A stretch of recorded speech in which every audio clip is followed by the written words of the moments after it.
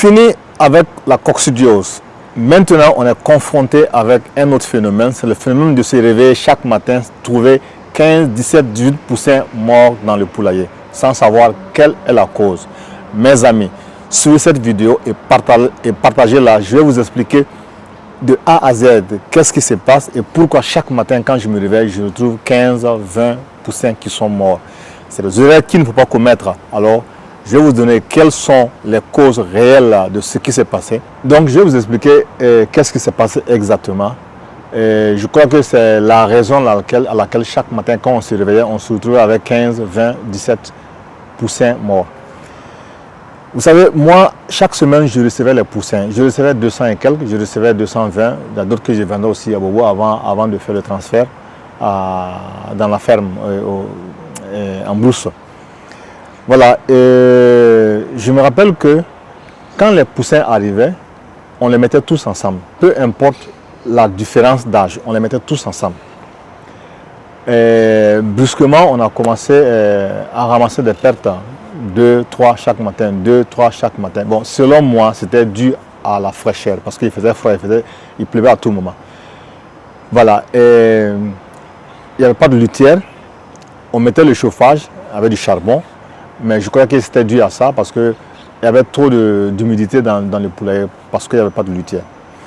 Voilà, voici ce que j'ai fait. J'ai dit aux techniciens de me faire une petite maisonnette, genre un grenier dans le poulailler.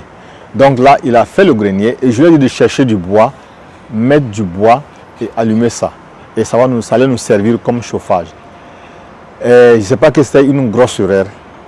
C'est une erreur qu'il ne faut jamais commettre. On ne peut jamais mettre du feu à l'intérieur.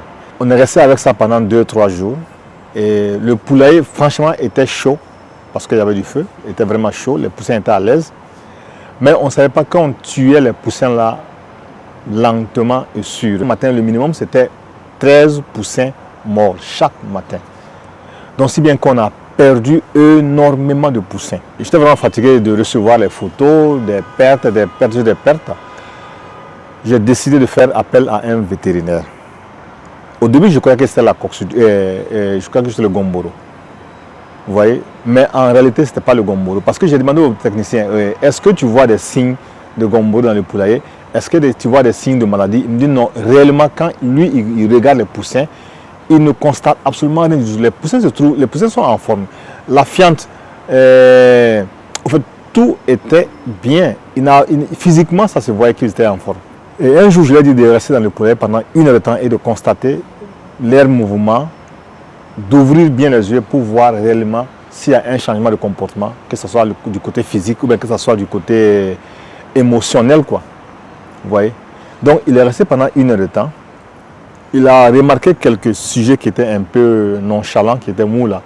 Donc ces sujets ont été isolés. Malgré ça, on continuait à avoir des pertes chaque matin. Et le gros problème, c'était le matin au réveil quand on ramassait ces pertes là.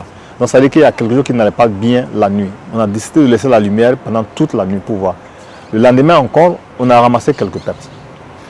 En ce moment, j'ai décidé de faire appel à un vétérinaire. La première des choses qu'il a dit, on ne peut jamais mélanger les poussins. Parce que moi, j'avais pris les poussins qui ont 1 semaine, 2 semaines, 3 semaines. Ils étaient tous ensemble. Voilà, je crois que c'était possible parce que moi, je voulais faire ça juste, les nourrir. Et après, ceux qui vont grandir plus vite, je les mettais directement à l'air libre. Et puis bon, voilà quoi. Il me dit que ce n'est pas possible. On ne peut jamais mélanger les poussins. Tu peux mélanger les poussins qui ont peut-être 1 semaine de différence d'âge. Mais mélanger tous ensemble, non. Parce que les plus grands ne vont jamais laisser les plus petits manger. Et tu auras un sérieux problème de croissance. Et moi, ils étaient tous ensemble. Voilà.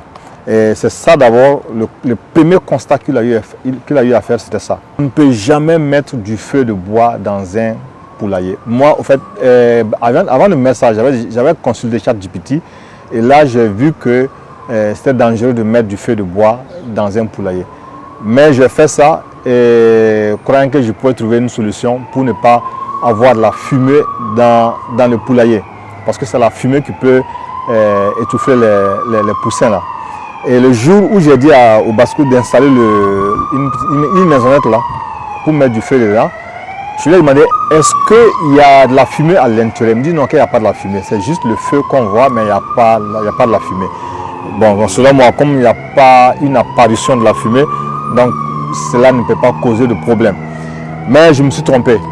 Et voilà, donc non seulement tu peux, si tu as de la litière, tu peux brûler ta ferme aussi, parce que s'il y a du vent qui souffle à l'intérieur, les braises peuvent sauter et tomber sur la litière et bon voilà quoi. Il me dit non, que c'est interdit, c'est même pas du tout conseillé de le faire. Ça c'est le deuxième constat. Et il a formellement dit d'enlever ça. Maintenant le troisième c'était au niveau de la litière. Le poulailler n'avait pas de litière. On avait de la peine à avoir de la litière. Honnêtement, comme c'est en brousse là, et la saison pluvieuse aussi, on avait de la peine à avoir de la litière. Donc on était obligé de faire ça comme ça.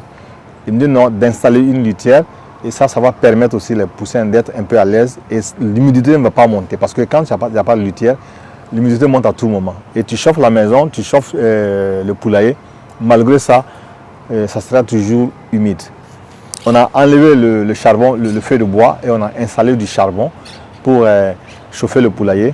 On a aussi installé la litière et ça a coïncidé aussi que c'était la saison tire vers la fin, donc il y avait des coques d'arachide. On a pris des coques d'arachide avec les femmes du coin là, moins cher à 250 francs la boîte. On a déversé dans tout le coin, dans tout le poulailler.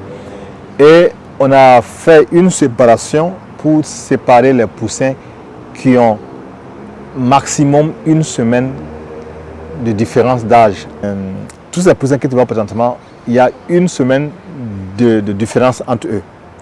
Pas 2 semaines. Malgré ça, on continue encore à avoir quelques pertes. Alors j'ai fait appel au vétérinaire.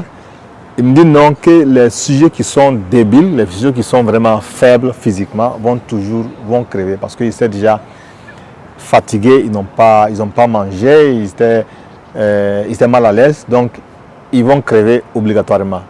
Donc ce qu'on peut faire, c'est de continuer et d'espérer qu'il n'y aura pas assez de pertes.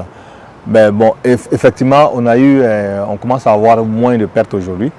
Voilà, j'espère qu'on va continuer comme ça et puis bon, jusqu'à stopper les phénomènes qu'on rencontre souvent. Maintenant, quand on a fini avec tout ça, donc c'est les erreurs qu'il ne faut pas faire. C'est les erreurs qu'il ne faut pas commettre, qu'il ne faut jamais commettre.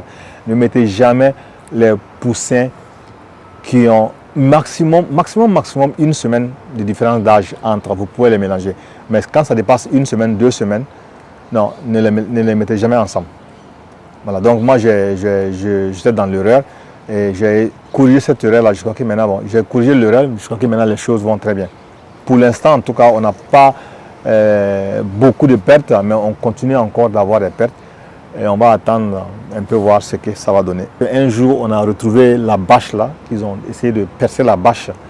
Alors quand le technicien s'est approché, il a vu un poussin qui était mort, mais qui avait un peu de sang au niveau de la tête là. Et franchement, il a pris ça à la légère, il m'a absolument rien dit. S'il m'avait dit ça, moi j'allais dire non, que c'est un cas de cannibalisme. 5 jours après, il me dit que les poussins là commencent à s'entretuer. Je dis mais pourquoi? Il dit qu'est-ce qui se passe? Et quand j'ai vu ces images, je dis non, ça c'est le cannibalisme. C'est une carence en protéines, en calcium et aussi le stress. Le stress, l'excès de lumière, basiquement c'est ça. Il fallait trouver une solution. Et je vous conseille, quand vous avez un cas de cannibalisme, n'essayez pas de soigner directement le cas là. Il faut voir la cause. Pourquoi j'ai ce cas dans mon poulailler? Beaucoup conseillent de prendre le procalcium. Le procalcium, c'est pour juste quelques temps. Vous allez mettre du procalcium dans l'aliment ou bien dans l'eau. Ils vont en prendre. Mais dès que le fait du procalcium va passer, ils vont encore commencer avec ce phénomène-là. Ils vont commencer encore à s'entretuer. Donc il faut trouver une solution, il faut trouver la cause, le pourquoi et soigner ce pourquoi-là. Quelqu'un m'a proposé le procalcium, je dis non, moi je ne prends pas le procalcium parce que je ne sais pas si ça va résoudre le problème. Ça va résoudre le problème à court terme, mais à long terme, non. L'aliment en question n'était pas vraiment équilibré. Alors on a décidé de prendre encore du calcium, un peu de protéines, constituer un aliment complet pour les soumettre à ça. Et les sujets, comme ils étaient à l'extérieur, ils étaient en semi-liberté, on a décidé encore de les renvoyer encore en semi-liberté. Il s'agit uniquement de cette petite bande, parce que la première bande est toujours en semi-liberté. Et dès qu'ils vont entrer dans le poulailler, on ne va plus voir ce phénomène-là. On pourrait prendre le procalcium, donner et nous asseoir, ça n'allait pas résoudre le problème. Et je crois qu'avec ce système-là, on n'aura même pas besoin du procalcium. On peut prendre le procalcium pour compléter le traitement, mais je crois qu'on n'a pas besoin de procalcium. On peut continuer avec ça sans problème. Maintenant, faire quelque chose dans le poulailler, quelque chose de distraction pour qu'ils puissent quand même se distraire une fois à l'intérieur. Avec ça, je crois qu'on peut corriger le problème sans aucun problème. Voilà, pour ne pas encore prendre le procalcium, dépenser pour rien, on peut trouver la solution. Cherchez d'abord la cause, le pourquoi, et quand vous avez ça, quand vous corrigez ça, je crois que c'est la meilleure solution. Alors nous, on a fait ça. On attend d'abord dans quelques jours et on verra le résultat. Je crois que dans un peu, d'ici peu, on va pouvoir résoudre tous ces problèmes. Maintenant, on va venir avec tout ce qui est la vente. Ça, c'est le bon côté du business. Et la semaine passée, on a décidé de commencer à vendre parce que la saison pluvieuse tire vers la fin. 12 poules qui avaient 1 kg de sang, 1 kg 300, 1 kg 400 comme ça. Et essayez de voir le résultat. Alors, ils ont été égorgés. On a envoyé ça en ville. Et les 12 là sont arrivés. Ça n'a pas fait 2 jours et ça a été balayé. C'est fini. Et 2 jours après encore, on a pris 22, égorgés, nettoyés, mettre dans un récipient, envoyé. 2 jours après, on a vendu 12. Il reste quelques têtes qui sont là. Je ne sais pas, 5 ou 6 comme ça. Ça veut dire que ça marche, c'est bien. L'idée est très bien. Le fait de prendre ça, essayer. Donc, pour l'instant, c'est la viande fraîche. On prend ça, on égorge, on nettoie et on envoie en ville pour vendre. Franchement, ça marche. Ça veut dire qu'on peut continuer ça sans aucun problème. On vend ça pas cher, on vend ça à 3200 francs. Ça, c'est juste pour l'essai. Mais après, on va augmenter le prix parce que c'est des trucs qui coûtent minimum 4000 francs CFA. On est en train de tester le marché et le marché répond positivement. Les jours à venir, on va égorger plus et on va envoyer et vendre un peu plus cher. On a beaucoup de demandes pour le mois de décembre. Alors, les gens viennent, les gens apprécient ce qu'on fait. La viande, elle est vraiment tendre. On a beaucoup de commandes pour les fêtes de fin d'année. Donc, on est obligé d'augmenter la production. La fête de Pâques arrive, les fêtes de fin d'année arrivent, le Ramadan, c'est le Tabaski encore. Tout ce qu'on a envoyé en ville pour vendre, on a presque tout écoulé. Donc, je crois que on peut répondre que le business commence à marcher positivement pour l'instant. Mais présentement, on a arrêté d'abord l'envoi des poussins en brousse. On est en train de terminer avec le béton là. Dès qu'on termine avec ça, on va continuer. On va reprendre avec l'envoi des poussins en brousse. Là, présentement, on a arrêté d'abord. Maintenant, on vend les poussins. On vend les poussins. Je crois que d'ici la semaine prochaine, on va commencer à envoyer les poussins encore. Sinon, on a toujours les 225, 228 poussins chaque semaine. Cette vidéo prend fin. J'espère que tu l'as aimé.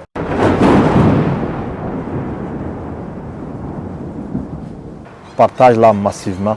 On se retrouve à la prochaine. Merci.